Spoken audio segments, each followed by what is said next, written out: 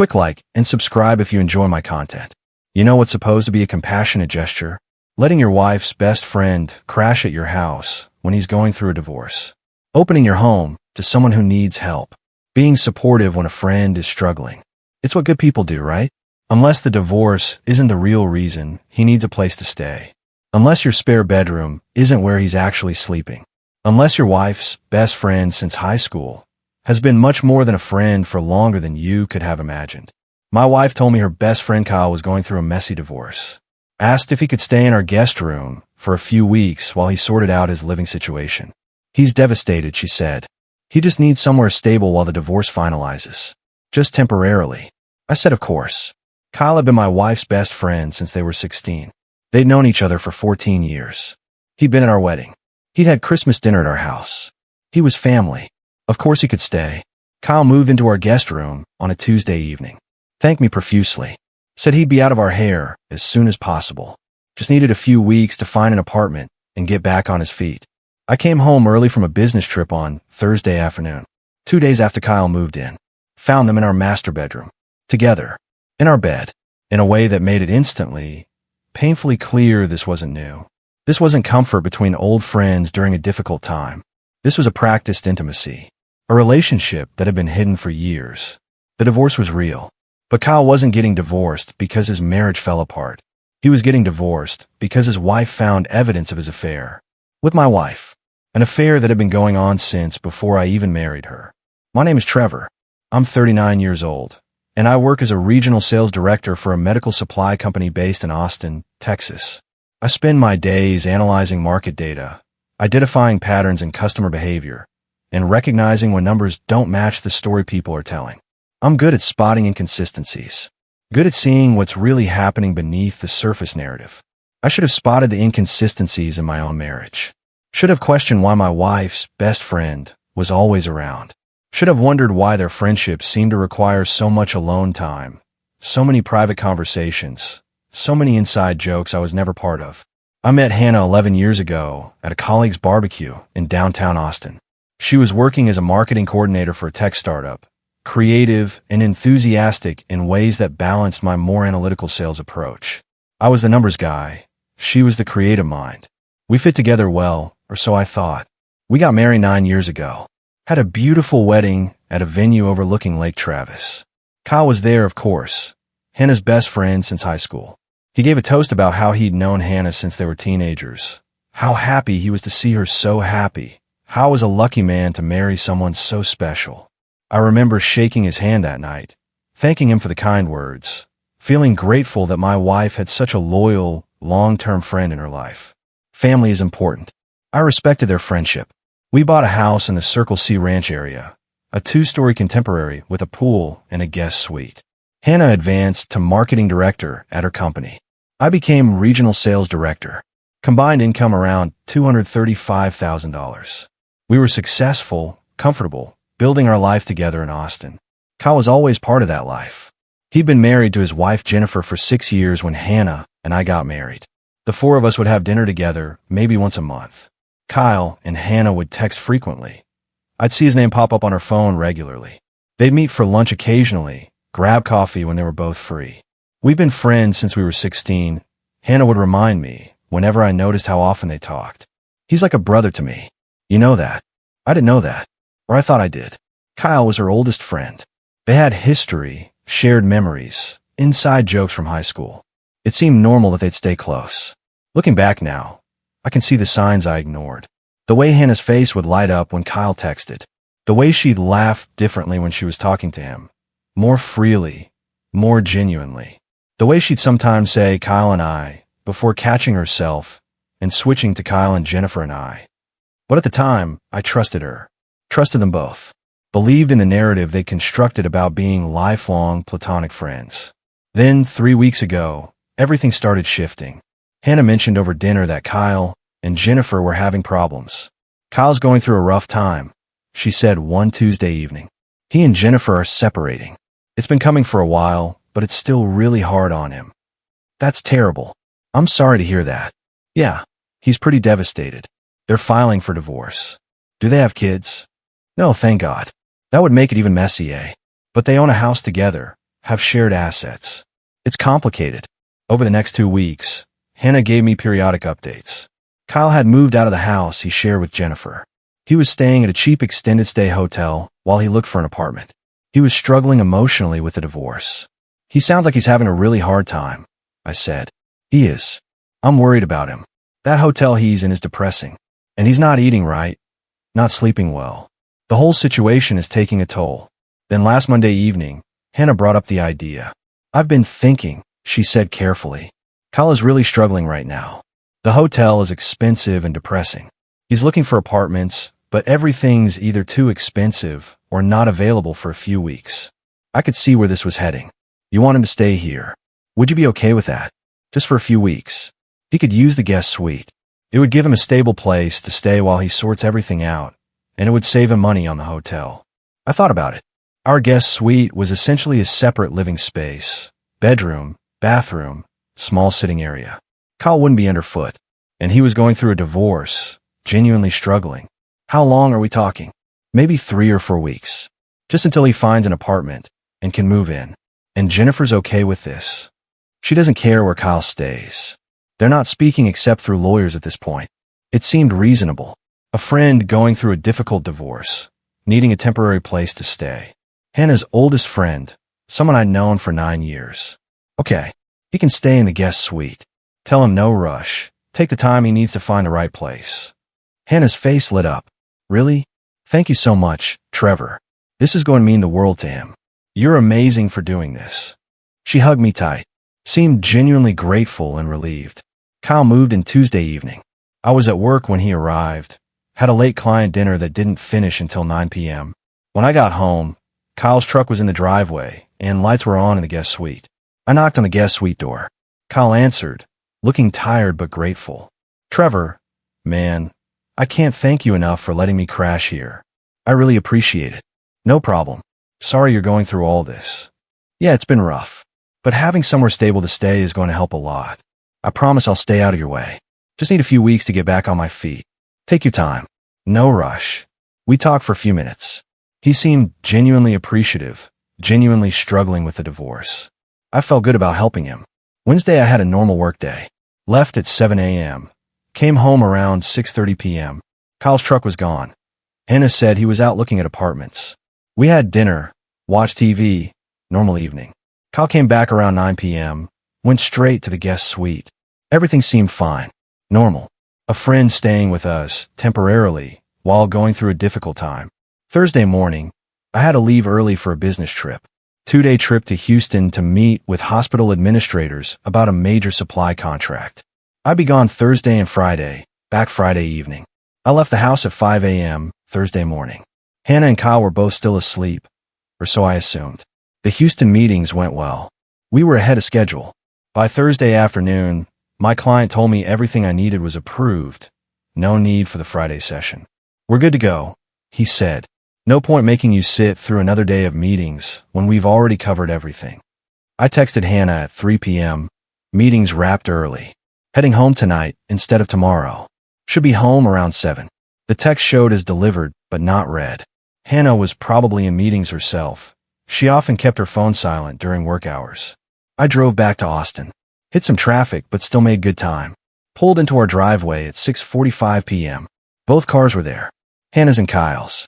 Made sense. They'd both be home from work by now. I walked into the front door. The house was quiet. Hannah? I'm home early. No response. I set down my bag. Walked through the living room. Kitchen was empty. No one in the downstairs. I headed upstairs.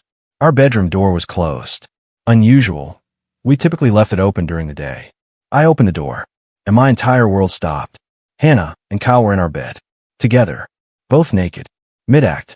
They froze when they saw me. I stood in the doorway, unable to move, unable to process what I was seeing. My wife. In our bed. With Kyle. Her best friend since high school. The man I'd welcomed into our home 2 days ago to help him through his divorce. Trevor. Hannah's voice was pure panic. I couldn't speak. Couldn't form words. Just stood there staring. Kyle scrambled to cover himself with our sheets. Oh God, Trevor. Something in my brain finally engaged. Get out of my bed. Trevor. Please let me explain. Hannah started. Get out of my bed. Both of you. Now. They scrambled out. Hannah grabbed a robe.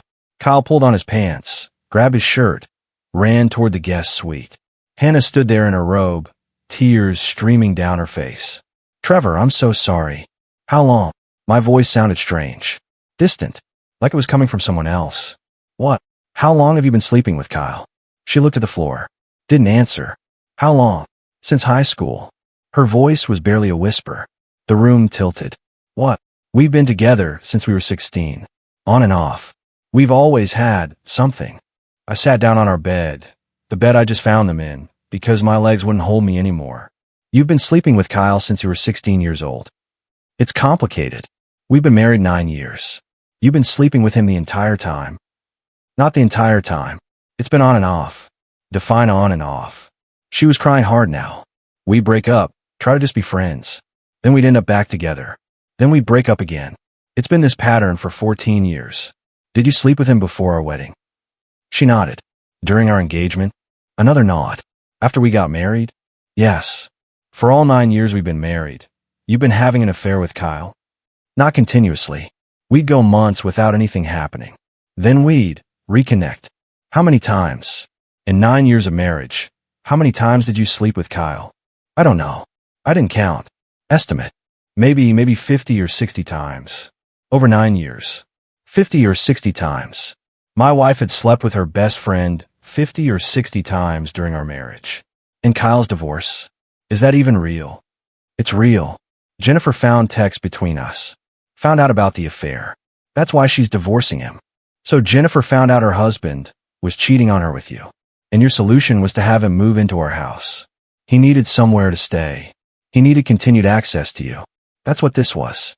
His wife kicked him out for cheating with you. And you convinced me to let him move in here, so you could keep sleeping with him. Trevor, does he love you? She looked shocked by the question. What? Kyle, does he love you? Or have you both just been using each other for 14 years? I don't know. Do you love him? I don't know that either. Do you love me? She didn't answer. I stood up, walked out of the bedroom, down the stairs, out to my car, got in, drove. I don't remember where I went. Just drove around Austin for hours, trying to process what I discovered. My wife had been sleeping with Kyle since high school. For 14 years. Through my entire relationship with her. Through our engagement. Through our wedding, where Kyle gave a toast about how happy he was for us. Through 9 years of marriage. 50 or 60 times. While I traveled for work. While I was at the office. While I trusted her completely. And when Kyle's wife found out and kicked him out, Hannah had convinced me to let him move into our guest suite. 2 days ago. And within 48 hours, I'd caught them in our bed. I finally stopped at a hotel around 11 p.m. Checked in, sat on the bed, and called my attorney. Mark, it's Trevor Hayes. I need to file for divorce. What happened? Came home early from a business trip. Found my wife in our bed with her best friend. Guy who's been staying in our guest suite for 2 days. Turns out they've been having an affair since high school. For 14 years. Including the entire 9 years we've been married. Mark was quiet for a moment. Jesus, Trevor. I'm sorry. I need papers drawn up immediately. I want her out of the house. I want everything documented. I'll have papers ready by morning. Do you have evidence? I saw them. Together. In our bed. And she admitted to everything. Admitted the affair has been going on since before we were married. Admitted to approximately 50 or 60 encounters during our marriage. Did you record the admission? No. I was in shock. Okay. We'll work with what we have. I'll call you first thing tomorrow. I hung up. Sat in the hotel room. Tried to process the reality that my entire 9-year marriage had been built on a lie. Hannah had never been fully mine. She'd always been Kyle's too. For 14 years, they'd been carrying on this secret relationship, hiding it behind the facade of childhood friendship. I'd welcomed him into our home. Shook his hand at our wedding. Had dinner with him and his wife dozens of times. Never knowing he was sleeping with my wife. The next morning, Mark called at 8 a.m. Papers are ready. I'm filing this morning. Do you want to have her served at home or at work? She's not going to work today. I'm certain of that. What about Kyle? Want to pursue anything there? What are my options? Some states allow alienation of affection suits. Texas isn't one of them. But we can make his involvement very clear in the divorce proceedings. Make it public knowledge. He's going through his own divorce. This information might be relevant to those proceedings. Do it. His wife Jennifer deserves to know the full scope of what he did. I'll coordinate with Jennifer's attorney. She'll want this information. Hannah was served at noon. She called me immediately, hysterical. You filed for divorce. What did you think would happen? I found you in our bed with Kyle. You admitted to a 14-year affair. Yes, I'm divorcing you. We can go to counseling. Counseling for what? You've been lying to me for 9 years.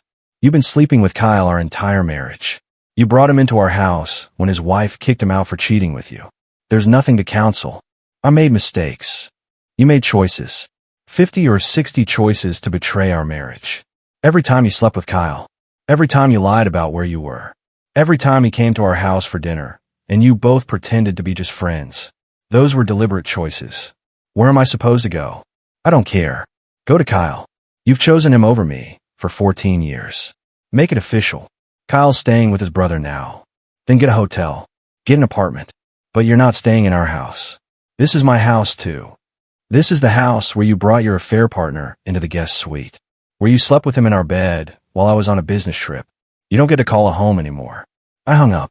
Over the next week, the full story emerged through discovery and depositions. Hannah and Kyle had started dating in high school at age 16. Had an intense relationship for 2 years. Broke up before college, but stayed friends. In college, they'd hooked up occasionally whenever they were both single. Their relationship was always tumultuous, passionate, but unstable. When I met Hannah 11 years ago, she and Kyle had been off for about 6 months. She told me Kyle was her best friend, nothing more. I believed her. But 3 months into our relationship, Hannah and Kyle had reconnected sexually. Had a brief affair while she and I were dating. They'd broken it off before our engagement. Then 6 weeks before our wedding, they'd slept together again. One last time, Hannah claimed at her deposition. We both knew it had to end because I was getting married. Except it hadn't ended. Over 9 years of marriage, Hannah estimated they'd been together 50 to 60 times. Sometimes it would be months between encounters. Sometimes it would be weekly for a period of time. Kyle's wife Jennifer had suspected for years, but had no proof. Then 2 months ago, she found explicit text messages between Kyle and Hannah on Kyle's iPad. Messages that made clear this wasn't a one-time thing, but a long-term affair. Jennifer had confronted Kyle. He'd admitted to everything. She'd kicked him out immediately and filed for divorce. That's when Hannah convinced me to let Kyle stay in our guest suite. 2 days later, I'd caught them together. The divorce proceedings were brutal. Hannah tried to claim she deserved half of everything. Mark presented the evidence. Mrs. Hayes conducted a 14-year affair with Kyle Morrison, including approximately 50 to 60 encounters during the 9-year marriage. She brought Mr. Morrison into the marital home as a guest, then engaged in sexual activity with him in the marital bed while Mr. Hayes was traveling for work. This represents systematic, long-term adultery. We also deposed Kyle. He confirmed everything. The 14-year relationship, the affairs during my marriage to Hannah, the plan to have him stay at our house. Hannah said it would be easier if I was staying there. Kyle admitted in his deposition that we'd have more time together, that Trevor traveled a lot for work, so we'd have privacy. They planned it. Hannah hadn't asked me to let Kyle stay out of compassion. She'd done it to facilitate their affair. Jennifer Morrison's attorney contacted Mark, wanted all our evidence for her divorce proceedings against Kyle. This information is extremely valuable, Jennifer's attorney told Mark. It establishes a pattern of deception and proves Kyle's affair was long-term, not a one-time mistake. It strengthens my client's position significantly. We provided everything. Depositions, text messages, timeline of the affair. Jennifer deserved to know the full truth about what her husband had been doing. The divorce settled after 10 weeks. I kept the house. I paid 85% of the down payment from premarital savings. Hannah got 20% of joint accounts. No spousal support. The settlement agreement explicitly stated that Hannah's adultery with Kyle Morrison, spanning 14 years including the entire marriage, was grounds for divorce. 9 years of marriage ended because I came home early and found my wife in our bed with her best friend since high school. I heard what happened after. Kyle and Hannah tried to make a real relationship work. No more sneaking around. No more hiding. Just them, finally together after 14 years. It lasted 2 months. Turns out their relationship had always thrived on secrecy, on the forbidden nature of it, on the thrill of getting away with something. When it became a normal relationship, no sneaking, no hiding, just two people trying to build something real, they didn't actually like each other that much. They'd been addicted to the affair, not to each other. Kyle moved to Dallas. Hannah stayed in Austin, but moved to a different part of the city. Jennifer Morrison reached out to me about 6 months after both divorces finalized. "I wanted to thank you for providing the evidence," she said. "It helped my case tremendously." Kyle tried to claim his affair with Hannah was a recent thing, that our marriage was already failing. "Your evidence proved he'd been lying to me for 6 years of our marriage. I'm sorry you went through that. I'm sorry we both did. They used us, used our homes, used our trust. For years. We met for coffee a few times. Compared notes. Found out Kyle and Hannah had been remarkably consistent in their deception, using business trips, work events, and friend hangouts to cover their meetings. About 18 months after my divorce, I met someone at a sales conference in Dallas. Her name was Rebecca, marketing director, straightforward, honest about her past, her relationships, her life. On our 4th date, she asked about my divorce. My ex-wife told me her best friend from high school needed a place to stay while going through a divorce. I said yes. Came home early from a business trip 2 days later. Found them in our bed together. Turned out they'd been having an affair since they were teenagers. For 14 years, including my entire 9-year marriage to her. Rebecca's face showed shock. She'd been with him the whole time you were married? Approximately 50 or 60 times over 9 years. They'd break up, try to just be friends, then end up back together. It had been their pattern since high school. I just never knew I was part of the pattern. That our marriage was something she was doing while also maintaining her real relationship with him. And she asked you to let him move in. His wife had found out about the affair and kicked him out. My wife convinced me to let him stay in our guest suite. Said he needed help getting through his divorce. Really, she just wanted easier access to continue the affair. I caught them 48 hours after he moved in. What happened when you confronted them? She admitted everything. 14-year affair. Said they'd been together since they were 16. That they'd always had something. I filed for divorce the next day. Rebecca reached across the table, took my hand. "I'm sorry you went through that. That's not just betrayal. That's your entire relationship being a lie." That's exactly what it was.